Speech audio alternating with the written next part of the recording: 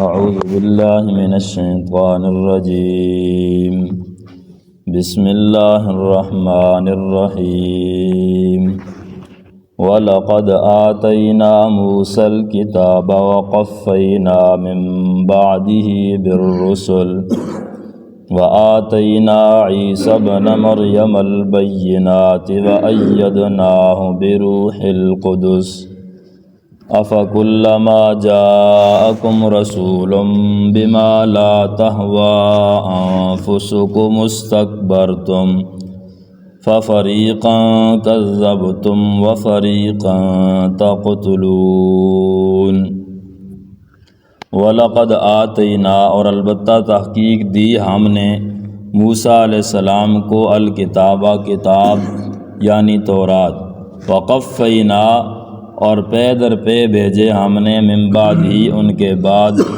بالرسل کئی رسول وآتینا اور دی ہم نے عیسیٰ بن مریم علیہ السلام کو البینات واضح دلائل وأیدناہ اور تائید کی قوت دی ہم نے ان کو بروح القدس روح القدس یعنی جبریل امین علیہ السلام کے ذریعے افکلما جاءکم کیا پس جب بھی آئے تمہارے پاس رسول بما وہ مسئلہ اور وہ مذہب لے کر لا تہویٰ انفسکم کہ نہیں چاہتے تھے تمہارے دل استکبرتم تو تم نے تکبر کیا ففریقا کذبتم پس ایک جماعت کو تم نے جھٹلایا وفریقا تقتلون اور ایک جماعت کو تم نے قتل کیا شہید کیا۔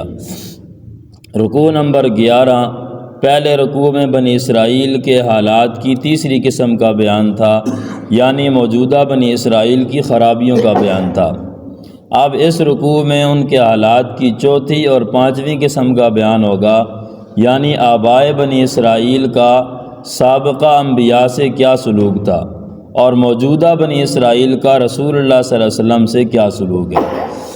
خلاصہ 4 چیزیں ہیں: انبیاء سابقین سے آبائے بنی اسرائیل کا سلوک، خاتم الرسل صلی اللہ علیہ وسلم سے موجودہ یہود کا سلوک، بقیہ خباثات یہود کے دعوی کاذب کی تردید۔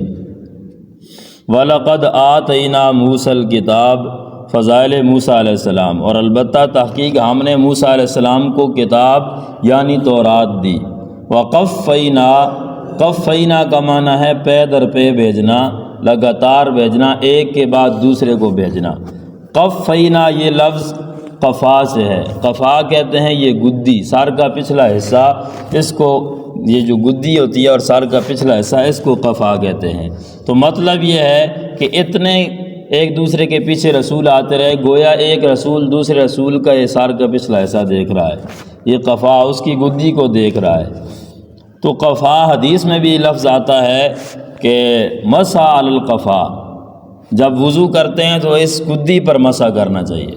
تو حدیث میں یہ لفظ ہے، باقی گردن کا لفظ نہیں ہے۔ تو یہ جو اہل حدیث اور غیر مقلد ہم پہ اعتراض کرتے ہیں گردن کا مسح جائز نہیں اور ثابت نہیں، تو وہ ٹھیک بات ہے۔ مسح وہ گدی کا ہے، سر کا پچھلا حصہ جہاں بال ختم ہو رہے ہیں، یہ آخری بال جہاں ہیں، یہ یہاں کا مسح ہے، یہاں کا ذکر ہے۔ یعنی ذکر یہ ہے کہ مسح سر سے شروع کرو اور جہاں بال ختم ہوتے ہیں وہاں تک لے جاؤ، تو بس یہ کفا ہے، یہاں مسح ایسے دوبارہ نہیں کرنا۔ یہ اگر مستحب بعض علماء فقہا نے مستحب لکھا ہے، لیکن اگر اس کو ضروری سمجھیں گے، سنت سمجھیں گے تو یہ بدعت بن جائے گا۔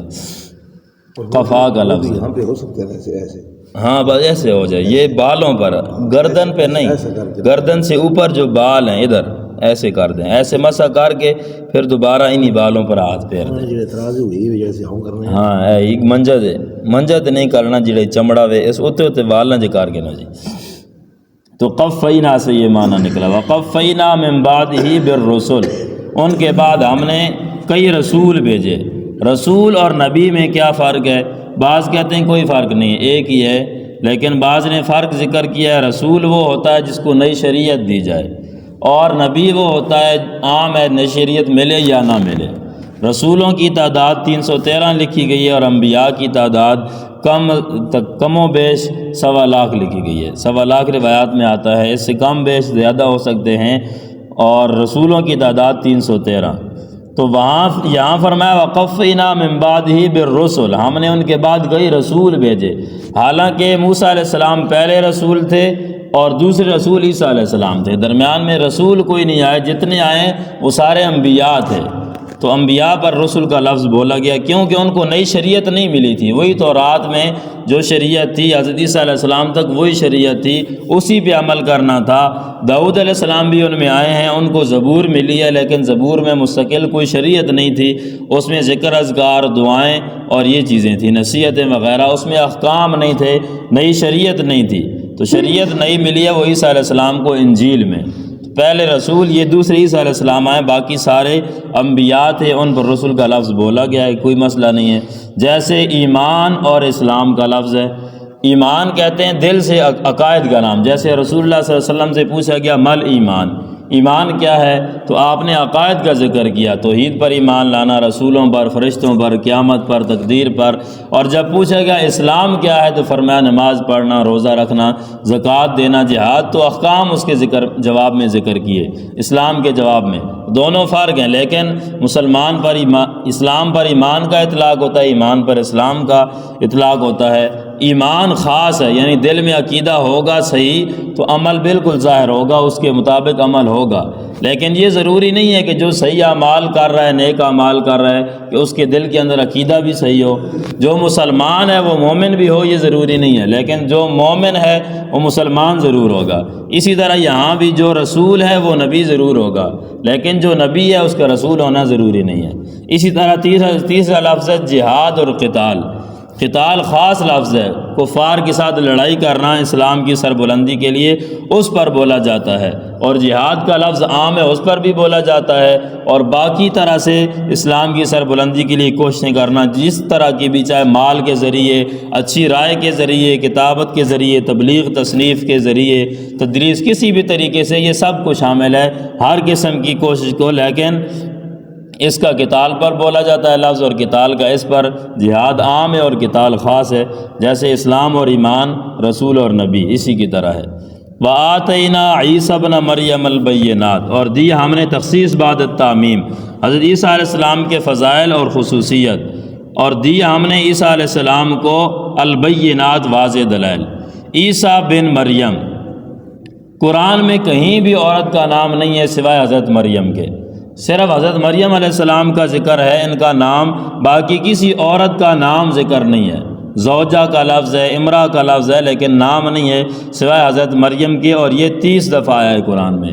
اور اس کی وجہ یہ ہے کہ عیسائیوں کی عقیدہ کی تردید ہے۔ عیسائی کہتے تھے عیسیٰ علیہ السلام اللہ کے بیٹے ہیں، وقالت الیہود عزیر ابن اللہ، وقالت النصارى المسیح ابن اللہ، نصارہ کہتے تھے عیسیٰ علیہ السلام اللہ کے بیٹے ہیں، تو اللہ نے اس کا رد کر دیا، عیسیٰ ابن مریم، عیسیٰ ابن اللہ نہیں ہے، عیسیٰ ابن مریم۔ اور مریم اس لیے ذکر کیا کہ عیسیٰ علیہ السلام کا والد تو کوئی نہیں تھا، معجزہ کے طور پر بغیر والد کے پیدا ہوئے، تو اس وجہ سے والدہ کا نام ذکر کیا گیا ہے۔ عیسیٰ اللہ بھی نہیں ہے، اللہ کا جز بھی نہیں ہے، اللہ کا بیٹا بھی نہیں ہے، بلکہ وہ مریم کے بیٹے ہیں۔ البینات، واضح دلائل، اس سے مراد انجیل، وَأَيَّدْنَاهُ، انجیل بھی، اور اس سے مراد معجزات بھی۔ عیسیٰ علیہ السلام کو معجزات دیے گئے، مردوں کو زندہ کرنے والا معجزہ، مادر زاد اندھا ہے اور کوڑی ہے، اس کو ٹھیک کر دیتے تھے ہاتھ پھیر کر۔ اسی طرح مٹی کے پرندے بناتے اور اس میں پھونک مارتے، حقیقی طور پر پرندہ بن جاتا۔ اور جو ان کے پاس طالب علم، مرید آتے، امتی آتے، ان کو بتاتے بھی تم یہ کھا کر آئے ہو اور یہ گھر میں رکھ کر آئے ہو، تو یہ ساری چیزیں یہ ان کے معجزات تھے۔ وَأَيَّدْنَاهُ، اور ہم نے تائید کی ان کی روح القدس جبریل امین کے ساتھ، ہم نے ان کی تائید کی۔ ایک معنی یہ ہے کہ ان کی پیدائش میں حضرت جبریل کے ذریعے تائید ہے کہ حضرت مریم کے گریبان میں حضرت جبریل نے پھونکا تھا، اور آ کر بتایا بھی تھا بھی تمہارا بیٹا پیدا ہونے والا ہے۔ جب پیدا ہو گیا تو حضرت جبریل نے ہی ان کو تسلی دی تھی بھی پریشان نہ ہو، اللہ نے آپ کو بیٹا دے دیا ہے۔ پھر جب حضرت عیسیٰ علیہ السلام کو یہودیوں نے قتل کرنے کی سازش کی تو اس وقت بھی جبریل امین نے آپ کو لے کر آسمانوں پہ لے گئے۔ اس طرح ایدناہ بروح القدس، حضرت جبریل کے ذریعے ان کی تائید ہوئی۔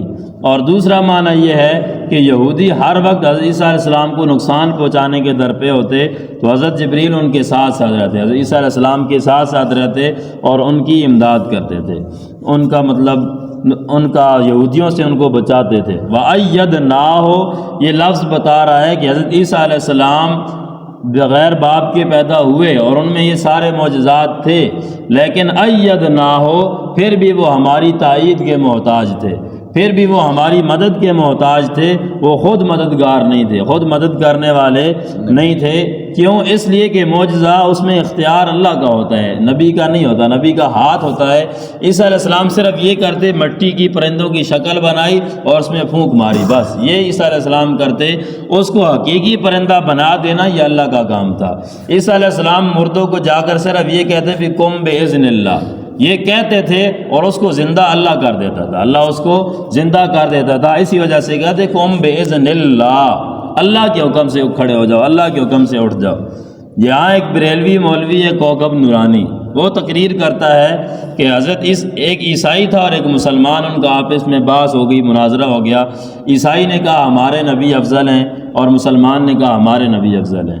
عیسائی نے کہا ہمارے نبی اس لیے افضل ہیں کہ انہوں نے مردوں کو زندہ کیا ہے، تمہارا نبی اس نے تو کوئی مردوں کو زندہ نہیں کیا۔ مسلمان وہ کہتے ہیں 11ویں والا بابا تھا شیخ عبد القادر جیلانی، اس کے ساتھ مناظرہ ہو گیا، تو انہوں نے کہا کہ اگر میں مردوں کو زندہ کر دوں تو پھر ہمارے نبی افضل ہوں گے۔ اس نے کہا ہاں بالکل ٹھیک ہے۔ پھر ایک پرانی قبر کے پاس چلے گئے اور شیخ عبد القادر جیلانی نے اس قبر والے سے کہا قم بإذنی، قم بإذنی، یہ اس کے الفاظ ہیں کہ قم بإذنی، میرے حکم سے اٹھ جاؤ، اور وہ اٹھ گیا اور وہ زندہ ہو گیا۔ تو عیسائی نے مان لیا بھی واقعی تمہارا نبی افضل ہے۔ تو یہ بیان کر کے کیا بتانا چاہتے ہیں کہ ایک اگر ولی ہے اس کی شان نبی سے زیادہ ہے نعوذ باللہ، اور دوسرا نبی تو کہہ رہے ہیں قم بإذن اللہ، عیسیٰ علیہ السلام کہہ رہے ہیں اللہ کے حکم سے اٹھ جاؤ، اور وہ پیر صاحب کہہ رہے ہیں قم بإذنی، میرے حکم سے اٹھ جاؤ۔ تو یہ تو بالکل ایک تو نبی کے خلاف بھی ہے، نبی کے سے شان بڑھانی ہے، اور دوسرا اس میں یہ بتانا ہے کہ مردوں کو زندہ کرنے میں اس ولی کا اختیار ہے، حالانکہ عیسیٰ علیہ السلام کا بھی اختیار نہیں تھا، اختیار اللہ کا ہوتا تھا، وہ صرف کہتے اور اس کو زندہ کرنا اللہ کا کام تھا۔ وَأَيَّدْنَاهُ بِرُوحِ الْقُدُسِ أَفَكُلَّمَا جَاءَكُمْ، اور اس پر یہ بھی ہے عیسیٰ علیہ السلام کے پاس معجزات تھے، لیکن کیا ہوا جب یہودیوں نے قتل کرنے کی سازش کی تو وہ خود کو نہیں بچا سکے، بلکہ کہنے لگے من انصاری اللہ، من انصاری اللہ، کون ہے جو اللہ کے لیے میری مدد کرے؟ خود دوسروں سے مدد مانگ رہے ہیں، جو دوسروں سے مدد مانگے وہ مددگار کیسے ہو سکتا ہے؟ جب نبی مددگار نہیں ہو سکتا تو پھر کوئی ولی اور پھر کسی کی کیا شان کہ وہ مدد کرے؟ اور تیسری، عیسیٰ علیہ السلام کو جب یہودیوں نے قتل کرنا چاہا تو اللہ نے ان کو آسمانوں پر اٹھا لیا، تو یہ بھی اللہ نے اس طرح ان کی مدد کی۔ افکلما جاءکم، آباء یہود کا سلوک انبیاء سابقین کے ساتھ، کیا پس جب بھی آئے تمہارے پاس رسول بما، وہ مسئلہ وہ مذہب لے کر لا تہوا انفسکم، جو تمہارے دل نہیں چاہتے تھے، یعنی مسئلہ توحید جو تمہارے دل کے خلاف تھا، تمہاری خواہشات کے خلاف تھا، استکبرتم، تو تم نے تکبر کیا۔ لا تہوا انفسکم، یہ تکبر کی وجہ ہے۔ تکبر کیوں کیا؟ کہ تمہارے دل اس مسئلہ کو، مسئلہ توحید کو نہیں مانتے تھے۔ اور استکبرتم، یہ بیماری، اور افکلما جاءکم، یہ بیماری کا لمبا ہونا ہے۔ جب بھی رسول آیا، جب بھی جتنے رسول آتے رہے تم ان کا تکبر کرتے رہے، انکار کرتے رہے۔ ففریقاً، اور تکبر کیا ہے؟ حق سمجھ آنے کے بعد اس کو نہ ماننا۔ ففریقاً کذبتم، نتیجہ استکبار، اور ففریقاً کذبتم، یہ مرض کا شدید ہونا، بیماری بڑی سخت تھی، اتنی کہ تم نے ایک جماعت کی تکذیب کی، ان کو جھٹلایا۔ وفریقاً تقتلون، اور ایک جماعت کو تم نے شہید کیا، شہید کرنے سے بھی باز نہیں رہے۔ وفریقاً تقتلون، یہ لفظ مضارع کا بولا ہے، یعنی ایک جماعت کو تم قتل کرتے ہو، حالانکہ قتل پہلے کیا تھا، آبا نے قتل کیا تھا، لفظ بولا گیا تقتلون، تم قتل کرتے ہو۔ ایک وجہ یہ ہے کہ جو تم نے انبیاء علیہ السلام کو شہید کیا تھا وہ اتنی بری چیز تھی، اور اس کو گویا اب اتنی بری چیز تھی گویا تم اب بھی کر رہے ہو، اب بھی تمہیں اس کی لعنت اب بھی تم پر پڑ رہی ہے، اتنا بڑا خطرناک کام تم نے کیا ہے۔ اور دوسرا اس لیے کہ فَفَرِيقًا تقتلون، ایک جماعت کو تم قتل کرتے ہو، یعنی رسول اللہ صلی اللہ علیہ وسلم کے قتل کرنے میں بھی تم درپے ہو۔ تم بس یہ چاہتے ہو کہ تمہارا بس چلے تو تم رسول اللہ صلی اللہ علیہ وسلم کو بھی زندہ نہ چھوڑو، ان کو شہید کر دو۔ جیسے ایک دفعہ رسول اللہ صلی اللہ علیہ وسلم دیوار کے ساتھ بیٹھے تھے تو انہوں نے اوپر سے پتھر گرا کر آپ کو شہید کرنے کی کوشش کی۔ اسی طرح غزوہ خیبر میں رسول اللہ صلی اللہ علیہ وسلم کو وہ زہر آلود بکری کھلا کر، گوشت کھلا کر آپ کو شہید کرنے کی کوشش کی، اور اسی زہر کی وجہ سے رسول اللہ صلی اللہ علیہ وسلم نے مرض الوفات میں حضرت عائشہ رضی اللہ عنہا کو فرمایا تھا کہ میں اب تک وہ تکلیف محسوس کر رہا ہوں اور میری رگِ حیات شاہرگ اس زہر کی وجہ سے پھٹی جا رہی ہے، مجھے محسوس ہو رہا ہے کہ اس کا مجھے ابھی تک تکلیف ہو رہی ہے۔ تو یہ فریقاً تقتلون، ایک جماعت کو تم قتل کرتے ہو، رسول اللہ صلی اللہ علیہ وسلم کو قتل کرنے کے درپے ہو، تم ان کو زندہ نہیں چھوڑ سکتے۔ اور یہ وجہ کیا ہے؟ اس کی وجہ یہ تھی کہ جتنے بھی انبیاء آئے علیہ السلام ان سب نے آ کر مسئلہ توحید کی دعوت دی، اور وہ جو عوام تھی اور ان کے مولوی اور پیر اور جتنے بھی تھے ان کو مسئلہ توحید پسند نہیں کرتا، لا تہویٰ انفسکم، انہیں مسئلہ توحید پسند نہیں تھا، تو اس وجہ سے انہوں نے انبیاء کو شہید کر دیا۔ وَلَقَدْ آتَيْنَا مُوسَى الْكِتَابَ، ہم نے موسیٰ علیہ السلام کو کتاب دی، اس میں تمام میثاق شامل تھے، پچھلے جتنے میثاق ذکر ہوئے ہیں جس میں مسئلہ توحید بھی تھا اور شرک کی رد بھی تھی۔ وَأَيَّدْنَاهُ بِرُوحِ الْقُدُسِ، روح سے مراد ایک جبریل امین، دوسرا انجیل، اور تیسرا نصرت، ہم نے ان کی مدد کی، اور چوتھا روح کا لفظ بولا گیا قرآن پر، قرآن اور وحی۔ قرآن کو بھی روح کہا گیا، کیوں؟ اس لیے کہ انسانی جسم میں جس طرح روح اس کی وجہ سے انسان زندہ ہے، ایسے ہی اس کا ایمان قرآن کے ساتھ زندہ ہوگا، ایمانی زندگی قرآن کے ذریعے ہوگی۔ اور نمبر 5 انسانی روح، نمبر 6 روح سے مراد اسم اعظم روح القدس، اللہ کا نام۔ تقتلون مضارع اس کا ہو گیا جی۔ وقفینا، عیسیٰ کا معنی سید اور سردار، مریم اس کا معنی عابدہ عبادت گزار عورت، خادمہ۔ حضرت مریم کو چونکہ مسجد اقصیٰ کی وہ خدمت کرتی تھی، والدہ نے ان کو خدمت کے لیے وقف کر دیا تھا، اس وجہ سے ان کا نام مریم ہے بمعنی خادمہ۔ حضرت موسیٰ علیہ السلام سے عیسیٰ علیہ السلام تک 4000 انبیاء آئے، اس سے زائد بھی ہو سکتے ہیں، جن میں حضرت یوشع، حضرت شمعون، حضرت داؤد علیہ السلام، حضرت سلیمان علیہ السلام، حضرت عزیر، حضرت حزقیل، حضرت الیاس، حضرت یونس، حضرت زکریا، حضرت یحییٰ علیہ السلام، اور بھی بہت سارے انبیاء آئے۔